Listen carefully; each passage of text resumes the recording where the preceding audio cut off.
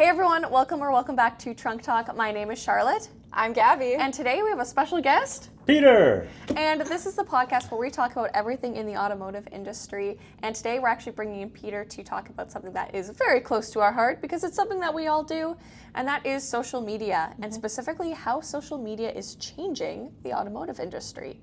So, Peter, tell us a little bit about yourself. So, 2015, I came here, talked to the boss, ended up starting this channel, and then handed off to these two in 2021? One or two? 22-ish? Two. A few years ago. 3 years ago-ish. Mm-hmm. And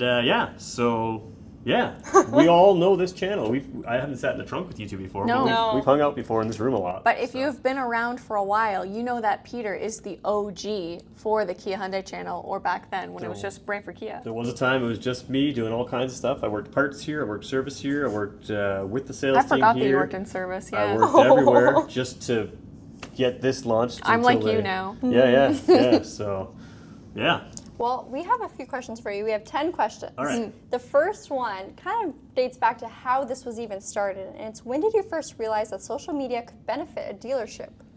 So in my 20s, so 20 plus years ago, we You're realized... You're really outing yourself here. Yeah, I'll be 46 next month. Anyways, in my 20s, I worked for a marketing company, and one of the things I was talking about with my boss always was like, what's the next thing? And social media, he's like, social media is going to change things. So I always kind of studied social media. There was no school for it or anything like that. So I studied it and kind of got ahead of it and did some stuff in it, and definitely saw opportunities. And I think the thing that frustrated me the most was dealerships had no clue how to use it, in my opinion, and how to really make it. So it just became a thing that I kind of saw what they were doing wrong and didn't know if I was going to do something right, but I knew I wanted to do something different. So chatted with your dad at the time, the boss, and he kind of slowly let me into it. Yep. So, yeah. When did you notice it impacting sales? Was it positive, negative, maybe both? No, it was positive. It was, You're like, people just know me now and they know to ask for me. Things took off. I think the obvious thing was the sales team started having people ask for me, or they were here because of me. There were a lot of metrics that you could show earlier that were making a difference, but the very obvious thing was people started walking in and didn't know the salesperson, but they did know me, or they'd be calling and like, oh, that's Peter. Grant, hold on. And I think that was sort of the turning point for me, where it's you can't deny it. They're literally saying, I'm here because of your videos, and so that was and that's a really cool feeling too. Like, we've had like in the past 3 years, we've had a couple people stop by who are like from out of town or even out of country or out of province, and it's been really cool just, I don't know, I guess seeing that, like, we do a good job, I guess. I had a couple drive down last week from the States, and they didn't come down to Brantford just for us. No. They were staying in Hamilton, which is close by, and they said, we got to make the trip out of Brantford Kia. They helped us with their purchase. Yeah, but stuff like that is just so cool. Like, I think it's so cool, the reach that it can have, and also I think in terms of like impacting sales positively is it increases your target audience. So all of a sudden we're able to pull from different customer bases. Yeah, and that was our big thing too, is like we weren't setting out to make a YouTube channel. We were looking to sell some more cars and do better marketing. Yep. So YouTube was the tool we chose, but for various reasons. But it turned into a lot. And that's a really good point to make, that it wasn't necessarily to create, like, to be an influencer or anything like that, or a social media star. It's like, we want to buy, we want to sell and deliver cars. Peter always wanted to be a celebrity. I had never heard of the term influencer when I started here. Yeah, so it wasn't a thing. We cringe at it. But that's the thing. There are people that had done well and had big channels and other stuff and had followings, but the term influencer I don't think was widely used. It's a fairly recent term, Yeah, I'm too old for that. You are an influencer, though. Yeah, you are. You are. You are influential. Yes. Yeah. How does it feel? Yeah. In the fashion lifestyle world. Yeah, I'm trying to get the hair. The beauty. Yeah. We should mention. Can we mention fashion? Yes. Okay. I know this is bugging you. I'm currently at a pool party and stopped by to say hi to a couple people. Clearly. That's why I'm in shorts and a t-shirt and not appropriately matching my colleagues or former colleagues here. I mean, he was also going to wear a floral sundress. I was going to wear a prego dress, but they didn't have one in my size. Oh, I took the last one. Really short. He was too small. Exactly. Didn't fit around the waist. Anyway, it's rough out here. Our third question is, which platform had the biggest effect? So So that's a good point, because when I started, we had talked about Facebook a lot more than YouTube. Ooh. Oh, I remember that. Facebook Live. Yeah, You and did let's Facebook Live. be honest. Facebook and our service department was a tough mix back then.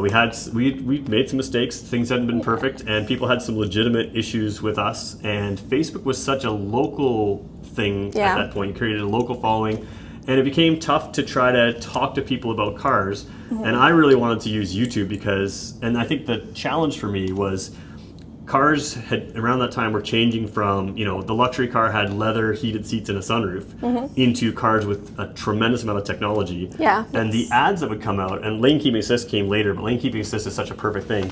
You say lane keeping assist to my wife, who knows nothing about cars, and it goes right over her head. So I knew we needed a longer form platform to help car buyers. And again, we were thinking about car buyers. So YouTube became the search engine piece of it that we were missing, because Facebook, you couldn't search and find our stuff.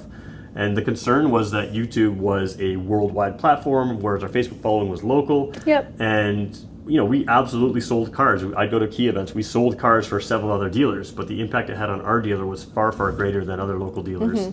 And for me, that was the best long-form platform. And things like TikTok, Instagram Reels, even basically Instagram didn't really exist back then. So it was a different whereas platform. now it's like, it's so much focus on short form content and stuff like that. And that was the other thing too. People used to say, people have short attention spans, and so all your videos had to be 3 minutes. And that was everybody told us. And everybody told me I was wrong. The Automotive News wrote an article about me. I heard you guys are having one coming out. Yeah. And they, the expert on there told me I was wrong to do longer than a few minutes. And the reality is we were right to explain the things we had to explain, and you had to do that on something like YouTube. But the problem is that the generation that they were referring to, they're all short form, was also the generation that would binge watch an entire series on Netflix. Yep. So if you had the right content, they will watch your stuff. Yes. And that was the catch, is we had to make the right content. So So YouTube, like, what we're doing is we're presenting vehicles. We're not, doing little things. Yeah. When it comes to researching anything, I always look on YouTube. If it's a coffee machine, if it's a blender, I'm going to search YouTube. I'm not going to search Facebook, probably not TikTok, probably not Instagram.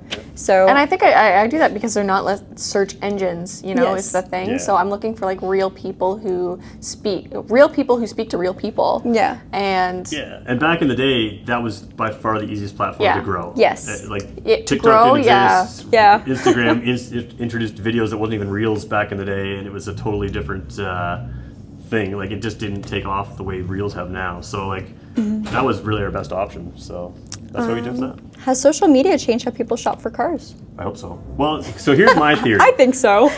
yes, When I think was- for anything. When I was 3 years old, my dad was a manager at a dealer.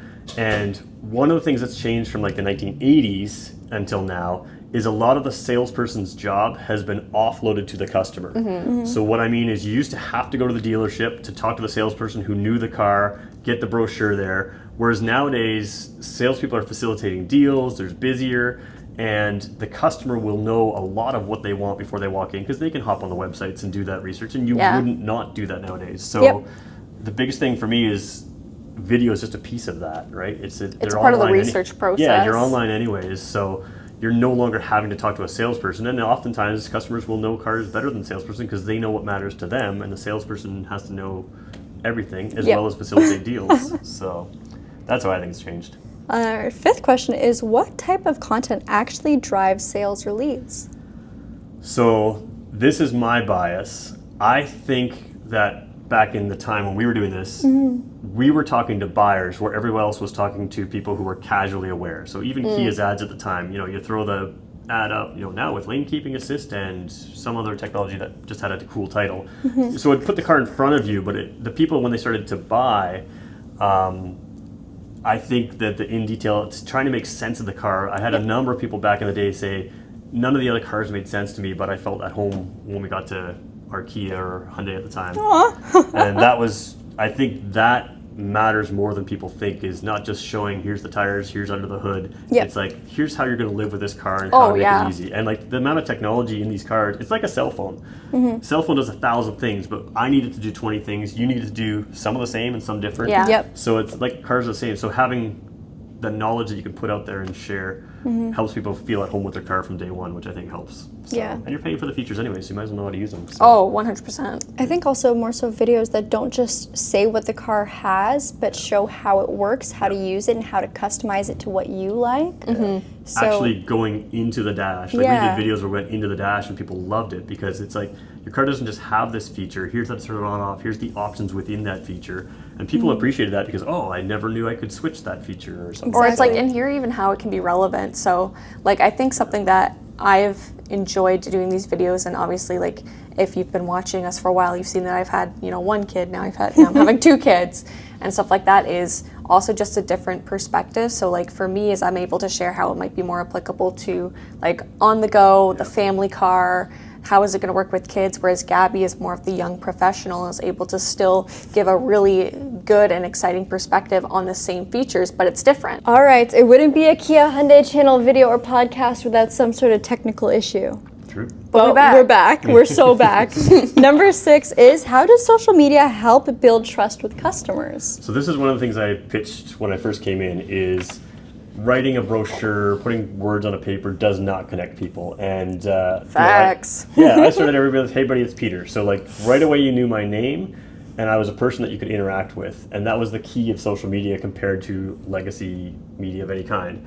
So to me it was people would walk in and they would not know their salesperson's name after buying the car from them, but they knew my name because they'd seen the That's videos. Peter from Brantford Kia. Yeah. So Who's that guy? it's one of those things where if you can just be yourself for people and answer questions in plain language, there's a connection that is built. And that's one of the huge things that social media does that previous media wasn't able to do at all. So, I think that it kind of breaks down barriers too. Like Yeah. you kind of feel like you know the person after watching them Well, for and so far on, like we also- online and stuff like that. So when you Yeah. come in, it can feel a little bit less intimidating. and So during COVID, when we started doing the live videos, people could legit ask questions in real time Yeah. and started figuring out that we knew these answers because we knew the cars. And Yeah. that was the thing too. It wasn't something that we just studied for a video. It's just We're also not like saying hold that thought and Googling it to answer it. yeah, You know what I mean? We're doing it in let real me get time. back to you. And there was at the time there was so many salespeople that didn't know their product, and that was a benefit for us because people started figuring out like we legitimately know stuff, and Yeah. because we've done our homework for you. Right? That's so. rumor has it. Yeah. I don't know anything anymore.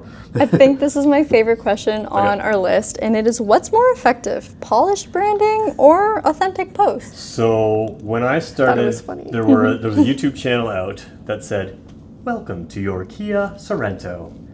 Over here we have the sunroof switch, and you press this button and it goes back." And like She doesn't blink throughout the whole video. Yeah, and it's so polished. It's what TV wanted at the time, but it didn't connect with anybody. It was impossible to watch. Can't watch And, that, yeah. So I always said, like, I think it's fair to say I don't have as nice hair as these two women, but I can know my stuff, I can be clear, and I can try to connect. And that was, to me, a huge benefit of what we do. I think there's a place for polished stuff at times. I think some people need to see that too, and I think the manufacturers, they can do that. But in a social media setting for what we're trying to do and Yeah. help customers, like Yeah. that was the thing, is I'm like, if we can help customers, we can sell more. And that was my focus. The sales team's job was to sell, but my job was just to connect with customers and try to answer questions. And, Yeah, and you can be a clear and concise speaker while still remaining authentic. Yep. Yeah. And people would ask me online if you didn't like, yeah, you know what, that could be done better. And that's true. No car's perfect. And I think that mattered to people, that we would say, yeah, that's not perfect. Yeah. I never liked the lights down low. Did they really matter? Like some of the brake lights down low? Yeah. Did they really matter there in the bumper? No, they were safe. If a signal light blinks, you see it. But I never liked it. So we were honest about that. Yeah.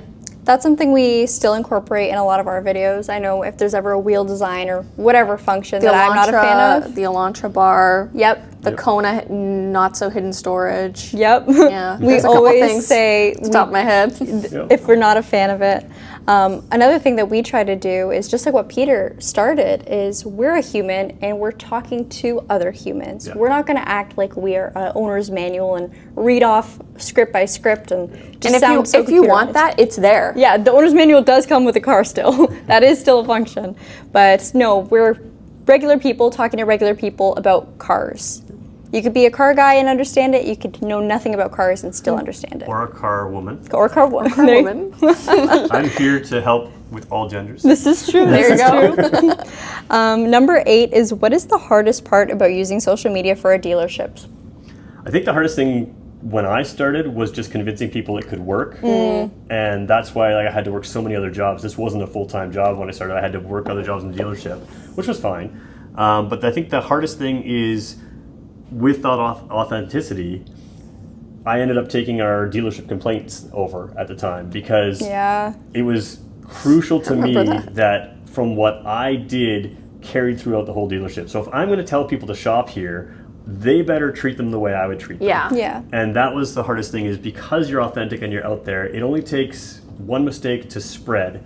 And sometimes we make mistakes, but sometimes there was misunderstandings or there's other stuff, or a customer can get upset and you can clarify, hey, this is the way we dealt with it. We could have done it better. Maybe we did do it fine. Yeah. But that was the hard thing, is that you had that instant feedback, and that means that these two are on camera, or in my past, I was on camera, but the entire dealership had to be on board with what we were promising. So if I'm promising that you're going to come here and have a great experience, somebody can't have a bad day, right? Yeah. They can't treat. So that was the hardest thing for me. Is it involved at the time doing the social media and then training the staff to be consistent with what we were doing. So I found that the hardest. You guys may have different perspectives now. No, but. that. Well, when the EV6 first came to our dealership, I was working in sales, and we had pride ourselves in being experts in EVs. EV experts, that's so right. our salespeople better have known what goes into these EVs, how it works, the systems, and Peter went over everything with us, making sure we understood these cars, right? Yeah, we would have sales meetings of like, this is what I need you to know, and then sometimes they would pull me in for like the in-depth knowledge that the other customers want, and I would, it was my job to study them. But yeah, it was important to me that if I say they're going to care for you, that we did everything we could to care for you. That we're following through on that promise. Yeah,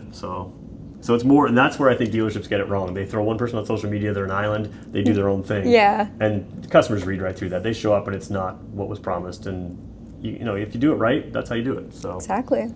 This next one could be a little fun. We'll see. What is a lesson from a post that didn't go as planned?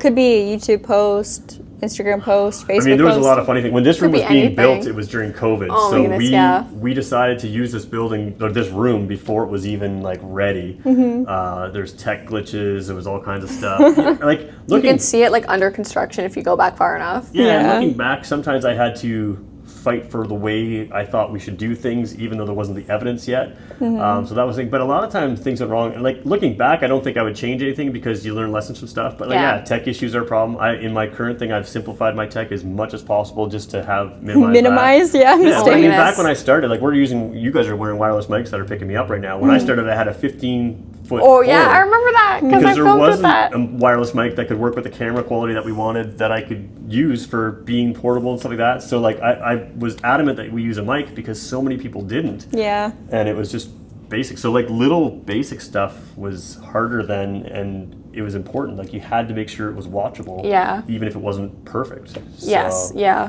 But I don't regret some of the stuff that went wrong. They're lessons. So. And the best part is we can always go back and watch them and laugh. Yeah, it's true. There's a lot of stuff on the internet is forever. Forever. Tell my mom that. And then our last question is actually, what's one tip you would be willing to share with a dealership that just started on social media? Yep. So I think it goes back to what I said. So I used to say dealerships have to think of themselves as media companies. When I started, it was still the newspapers that ran a lot of the car content in the local area, and they were failing fast. And there was a huge opportunity for knowledgeable people, and the news media would be like, wow, we're authorized journalists, so we're professional and non-biased. And I think people understand biases, and I used to work as an automotive journalist for a while. You had to be biased then too, or you wouldn't be access to that car. You wouldn't gain access to that brand. So the bias... Yeah, no, it's true. Like the bias is there, but the best people in position to help you with a car are people that receive official training on the car, that get the cars early, not people that just read off the spec sheet, the media sheet that the company gives you. Like there's a number of times we've gone back to Kia Canada and said, I'm seeing this with the car, your information isn't super clear.